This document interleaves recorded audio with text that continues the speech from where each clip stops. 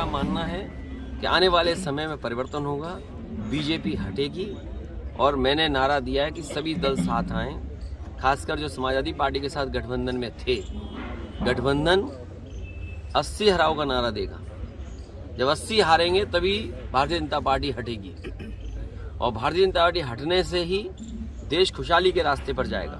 इनके पास नारे तो नए नए हैं, अब कह रहे हैं कि डेवलप्ड कंट्री का सपना देख रहे हैं, जिनके वचन में कोई दम मतलब कहने और कथनी में अलग अलग हो। क्या कहा और क्या किया, इसका जनता को आकलन करना पड़ेगा। और अभी लोकसभा में जो नौजवान कूदे हैं, ये सही बात है कि सुरक्षा, और वहाँ पर सुरक्षा जो प्रधानमंत्री जी का ड्रीम प्रोजेक्ट था, अगर ड्रीम प्रोजेक्ट में जो लगभग 25,000 करोड़ का बना है, वहाँ की सुरक्षा ऐसी है, तो मुझे लगता है कहीं ना कहीं साजिश भी है और षड्यंत्र भी है, क्योंकि कहीं इसी बहाने सरकार की कोई तैयारी तो नहीं है, कहीं इंटरनल सिक्योरिटी और सुरक्षा के बहाने लोगों को डराने की तैयारी तो नहीं है। एक तो सवाल वो खड़ा होता है और दूसरा सवाल खड़ा होता है, कई प्रतिष्ठित अखबारों ने कहा कि नौजवान बहुत त्रस्त थे। नौजवानों के परिवार से जब जर्नलिस्टों ने बात की तो परिवार के सदस्यों ने बताया कि नौजवान दुखी थे, उन्हें रोजगार और नौकरी नहीं मिल पा रही थी। इसी वजह से गूंगी बहरी सरकार को जगाने के लिए वो नौजवान लोकसभा में कूद गए। भैया, एमपी में यादव मुख्यमंत्री बनाया है भाजपा ने, इसको यूपी से जोड़कर देखा जा रहा है, क्या मानते हैं, क्या असर डालेगा 24 के चुनाव में? ये केवल 24 तक हैं और 24 के बाद क्या होगा वो आप जानते हो क्या होगा। ये केवल दिखाने के लिए हैं, जो कहावत है ना वो वही है कहावत, ये केवल दिखाने के लिए हैं। क्योंकि मध्य प्रदेश की बात आपने कही है, मध्य प्रदेश में ये कहा गया और अखबारों में आज भी निकल रहा है, सोशल मीडिया पे आज भी चल रहा है कि जो लाडली योजना थी उसकी वजह से सरकार बनी। देश के प्रधानमंत्री जी ने भी ये कहा कि महिलाओं का वोट ज़्यादा मिला।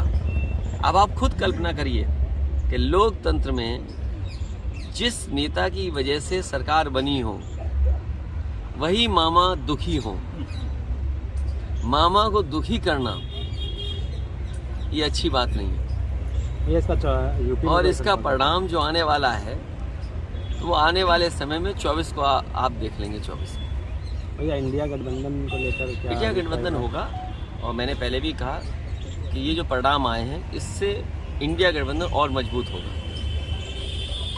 और ईवीएम को लेकर आपने भी जनसंग्रह की बात करी थी, विपक्ष का ये कहना है कि जब वो जीतते हैं तो ईवीएम को ठीक नहीं फोड़ते हैं। ये आप कुछ जानते नहीं हैं, आप पत्रकारिता है तो ठीक से करें पत्रकारिता, और किसी की बात को ये ना कहें।